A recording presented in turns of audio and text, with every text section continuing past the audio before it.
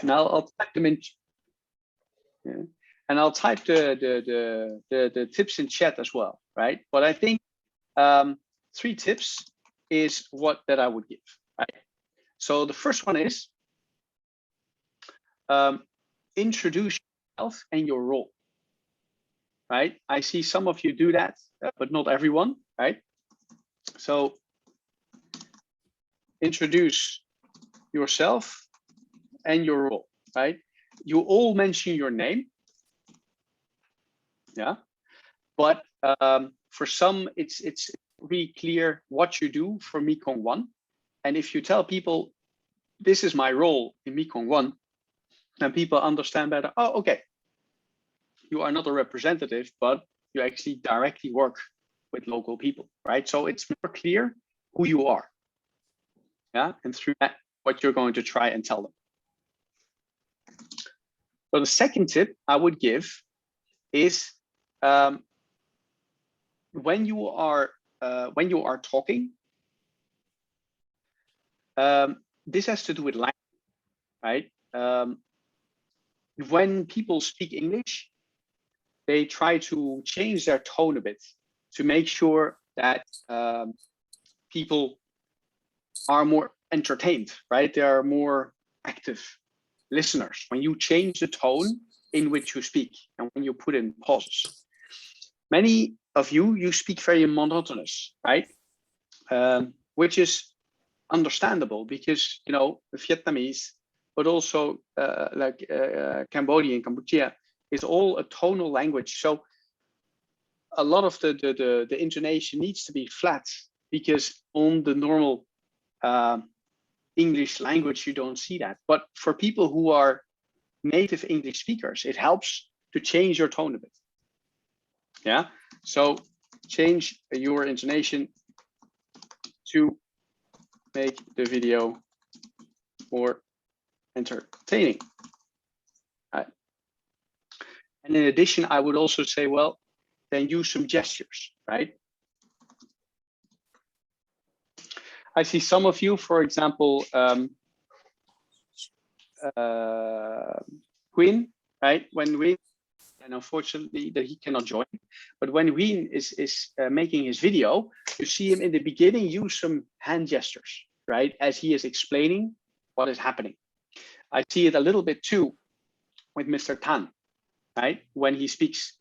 So, and using hand gestures helps to connect what you say with the way that you communicate with your body language. Yeah.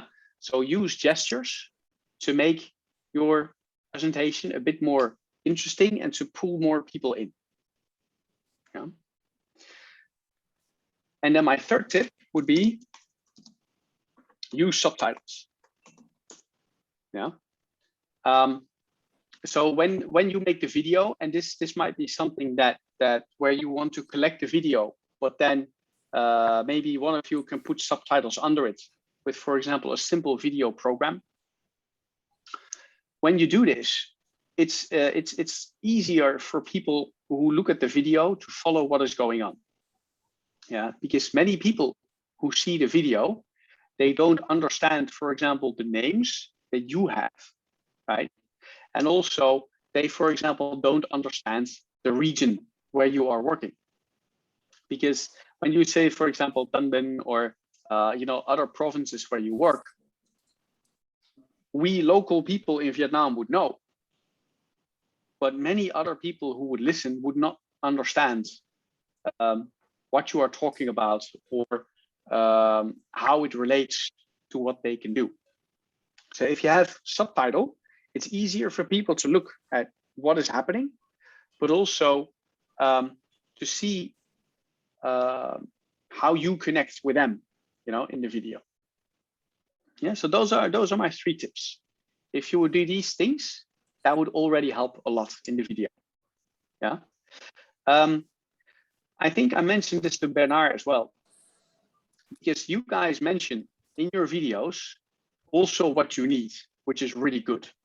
Yeah. But I think what you need is better to explain after the video during your visit. Yeah, so when you have a visit and this video is shown as an introduction, that's a really good start. But then when the visit takes place, this is where you want to start explaining, well, here you can see some examples of what we do, right? I mean, I've seen some really cool projects, for example, about helping disabled children integrate into schools, right? This is really good. But lots of people who watch the video then think, okay, how does that work? What do you do? Right? How are these children introduced? And what do you teach the teachers to make sure that they can deal with these disabled children? Right? Because when they understand what you do and how you do it, that's when they say, ah, that's smart. The way that you do this, the way that you spend the money we get is very smart. Yeah. And then people are also more willing to give money because they understand what you do and they can support it easier this way. Those are some of the things that I was thinking about when I saw the video. So do you guys have any questions for me or any thoughts about this?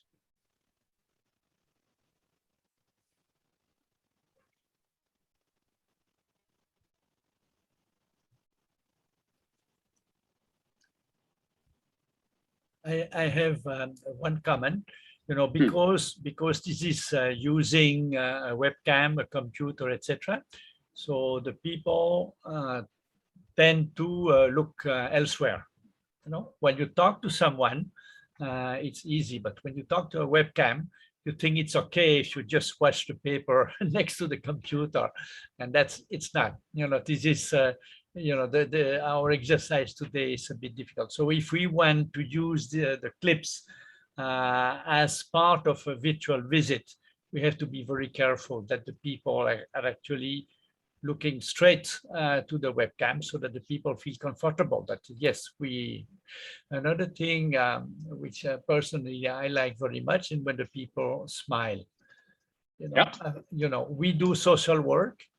We try to convey a message about social work. We also try to raise support. So we should be pleasant, to look at. And if you're smiling, it's already a big step for the people who are listening to us. Yeah, very good point. Yeah, and looking at the webcam, knowing where the webcam is, maybe like on your phone, right? If you do that, you know that the webcam is there. And then when you take a video, it's good that where you know where the webcam is. Yeah. Yeah. And also, if you use a laptop, that you also know where it is so you can focus on it. Yeah. Yeah. So good things. Yeah, good things. Okay. So and guys, I don't want to give too many tips, right? Because I think that usually when you start doing these videos, you get better in time. So what I would suggest is have a look and on YouTube and see what other presenters do when they do a report, like for the news or maybe for like an other NGO. Because the way that people who do this professionally, right? And then by that, I mean, who make videos professionally. When you look at them, then all of a sudden it's, you start to see, oh yeah, this is what they do. This is how they easily talk, right? And when you make a video, it usually helps to do the video 3 or maybe 4 times, right? Try it a few times and then just pick the one that you like the best. Yeah, because then you can think, oh yeah, if I name this, if I name this and this, I am good. Yeah, so try to shoot maybe 3 or 4 videos. Yeah, and then pick the one that you think, oh, okay, this one is best. I usually do 50. Well, there you go. Yeah, it depends. I mean, and this is personal for everyone, right? When I do a video, I've done a few, then what happens is that usually my first video is good, my second video is better, my third video is worse, my fourth video is really bad, right? So, so usually, it's different for all of us, yeah, and it's okay to practice this, right? It's fine, yeah. But the best thing, yeah, I think, Bernard, that you mentioned is look at the webcam and smile, right? That's a good way to get going. Use your gestures, right? Tell people what you're looking for, and tell them your name and your role, right? That's really important. And then maybe if there's no subtitle available, the only thing that you might just show is your name and then your role, right, in the video, in a bit of text. Yeah, if you can already do that, it adds more personality to the video. Yeah. What I also really liked is that the videos that I saw from you guys all had like a tripod, you know, that you put in one place. So the video was for all of the video is very stable. That was really good. Yeah. And then when you make the video, try to make the video at the height of yourself, right? So you see the upper part of your body at least, yeah, and maybe more, right? But make sure that's on the same level. Yeah. So that's a better way to see exactly what is going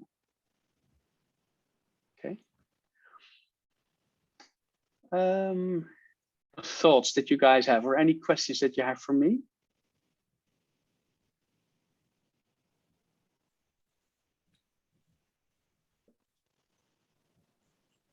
I have no question, but thanks for your suggestions. Thank you. Absolutely. Yeah, it's good to see you again, Sang. It's been a long time. Yeah, happy that you are still there. Very nice. Yeah. Very good. I have a question, please. Yeah.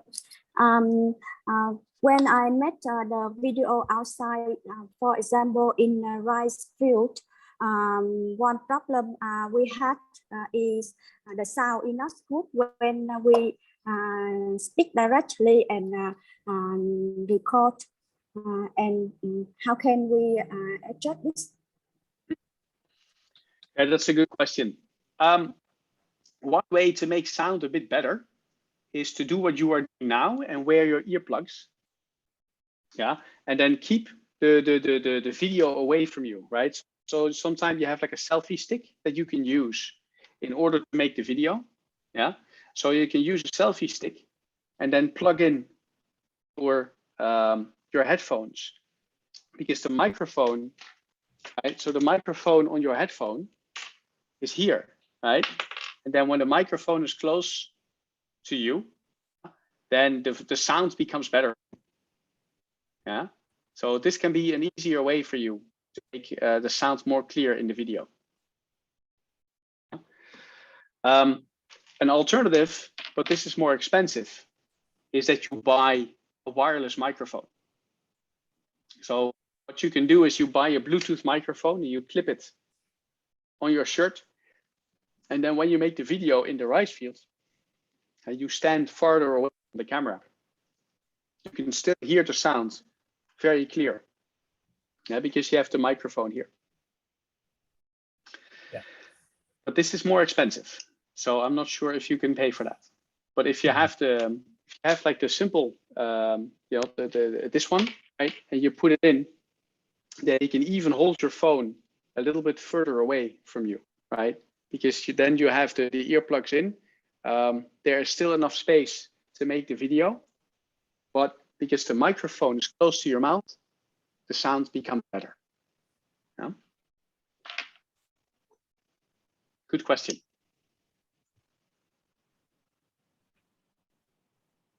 Very good.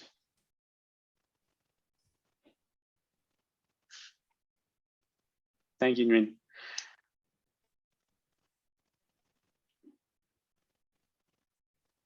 All right. Any other thoughts or anything else that you guys would like to ask me?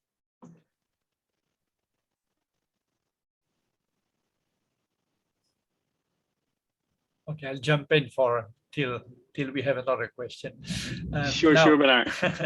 Okay, so we are preparing more virtual visits. Okay, and so I want you to comment a little bit on the structure of our virtual visit that you have seen already. So first we have a general introduction, then we show a video clip about the first visit, and then we have Shang on site who present the people, and then the third part is a Q&A, questions and answers, right? Now, of course, we are now very limited because of the lockdown in some areas.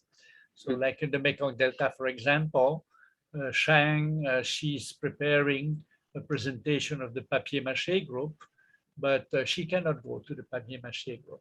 Now it's not possible. So what we are planning to do is to use the clip that we have had from before about the papier-mâché group working, some women having problem, etc. And then we have Shang on a separate clip commenting. And but she's not really, I mean, we have two options actually. She can be inserted in the picture, but then it might be a bit confusing that when she speaks, we are also watching the video.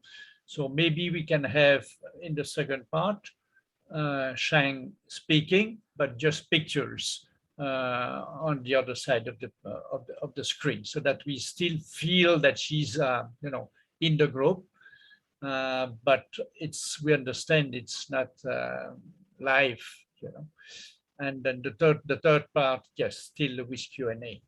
How do you feel? How can we resolve? I mean, the question is, okay, we have technical issues, we have logistic issues, and we try to make it as real as possible for the people, for the visitors. Okay. I understand your setup. I'm wondering when Sang comes in, right? When she is tight, and you want to get her to talk as you are showing pictures. Is this also live? So is Sang then live with a phone call, or is that a message that you want to record before? Okay, we have two different situations now. Like Shang in the Quill group, this was live because we could record it before the lockdown. Okay, but now we will do Shang in the papier-mâché group, and she's in the lockdown area, so she has no access to the papier-mâché group. So we have two different situations. Right. Yeah. So in that case, it's better, as you say, right, to show some pictures of the inside of the papier-mâché group, so people know what it looks like and what people are up to. Yeah. Yeah. And can talk through it as he is on location but not inside, right, because of the lockdown. Yeah. That still makes it live, but then showing the pictures is a nicer way of showcasing what is happening. And when you can then also comment on each of these pictures, that will be even better. And something like that you can even pre-record. Yeah. Right. So what you could, for example, do is you have a very simple program on building, right, that you can use on your phone, and you just show the pictures that you want to show, and they come by, very slowly as like a and then at the same time you can also record your voice, and you can explain, okay, this and this and this is happening, and here we see what is happening here, right? Yeah. And then it makes it also more flexible, because then you have pre-recorded pictures where it seems that Sang is on site. And once he's done, you do the Q&A, but then you include Sang, you include yourself, Bernard, and whoever else needs to be there, right, for the rest of the visit. Yeah. And then this way you also see the people from the video, and you see live, and that's actually powerful. Because when I see somebody on the video, and later on I can actually speak to that person who I just saw on the video, that's really a nice experience. Yes, absolutely. So right now we are working with Quinn. She will introduce the Quill group in her area. So she has access to the Quill group, except that there is no work. Okay, so we have a video of the Quill groups before, the very busy woman, all the quilters working, fine. And then Quilt will go to the group leader's house, but it's empty, no workers. And she might sit next to the group leader and answer questions. And so we will see the group leader in the video. We will see the Queen sitting next to the group leader, and she will answer the questions in that context. This is, you know, another option, again, depending each time on the logistics and. Yeah, that's true. And you know, these options, Bernard, they're also nice just to try out. Yeah, because what you're doing now is like, okay, we try this, we want to do this for setup, we'll try that. Right. And that's and trying different ways of setup depending on how it works is a good way to go. Right. But having some pre-recorded videos will also make those visits easier. Because then you can make sure that all the information in the videos already, and you don't have to worry about forgetting. Yeah. And then when you do the Q&A, you see the people, right? Then it becomes also really good. Right. My last question is, like, when you do a visit, I mean, the last part of the visit is a Q&A. Is there also, do you also do a summary of, like, you know, what you've taken people through, or do you conclude the meeting in any way? What's your way of doing that? This is often where I intervene, but I try to say as little as possible, because we really like to see, you know, the Vietnamese or the Khmer people inside and talk about a project.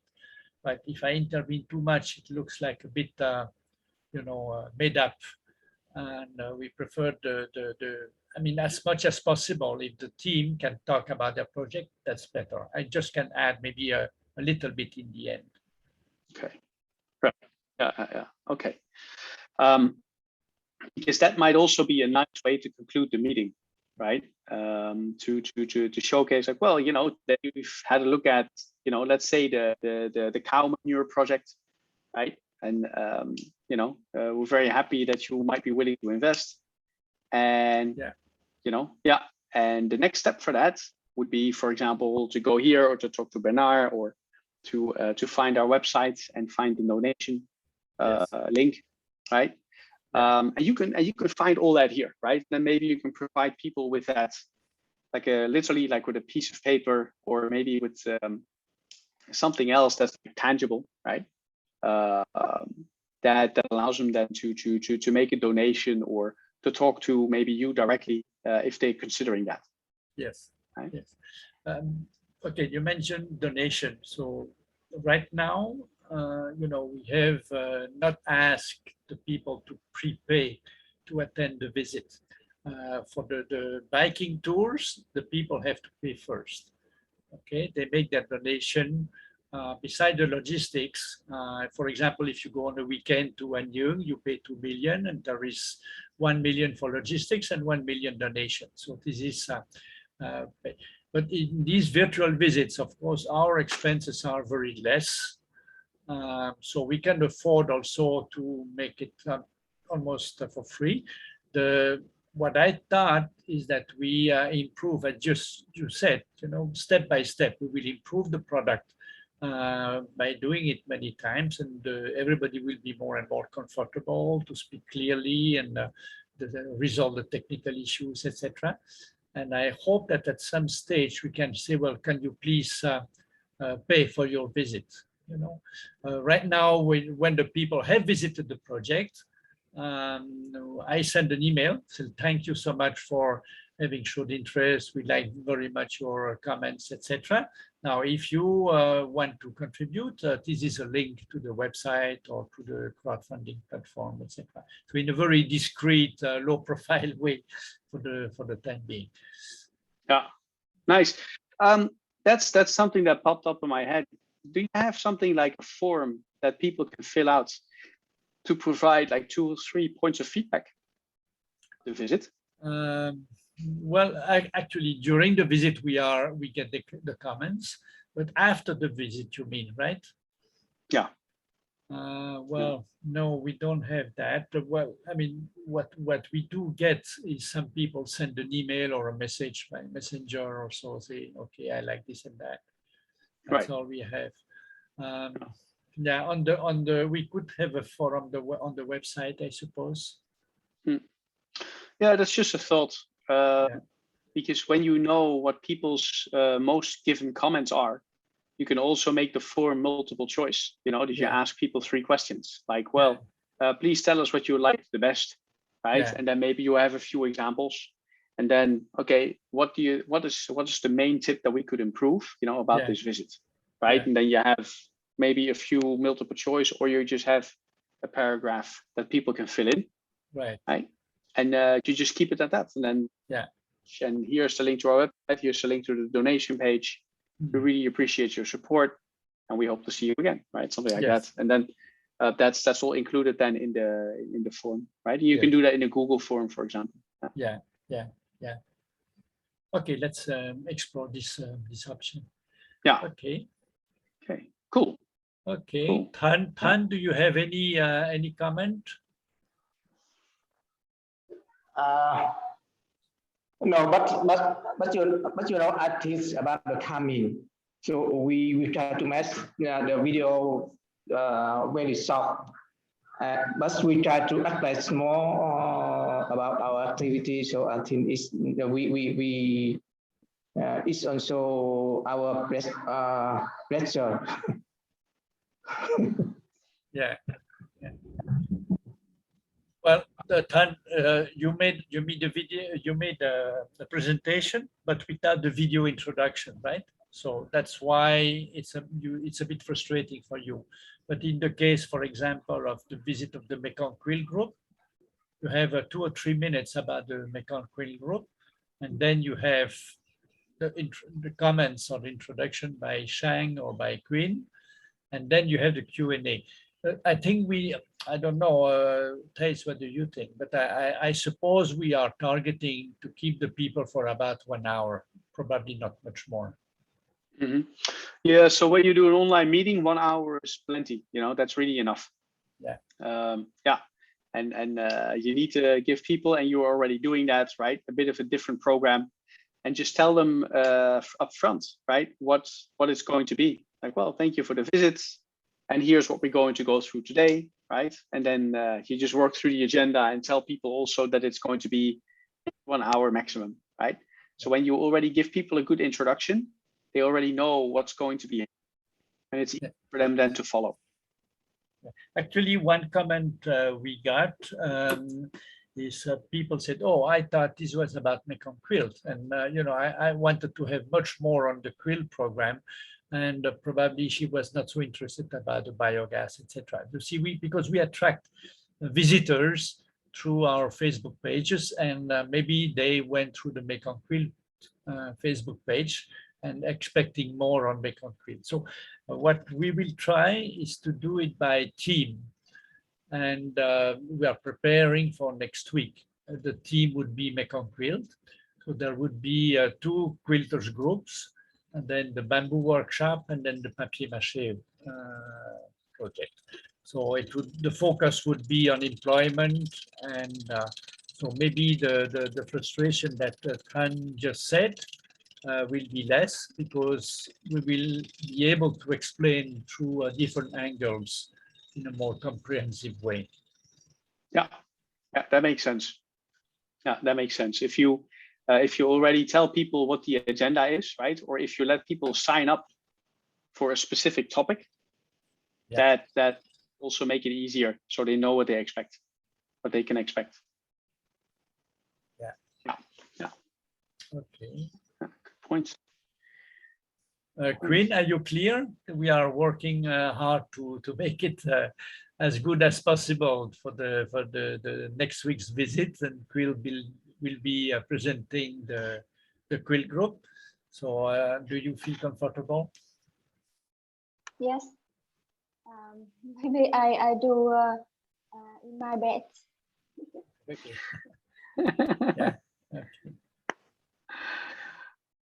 Okay. Good. Well, your English is very good, so that's already a good point. Good stuff, guys. Yeah.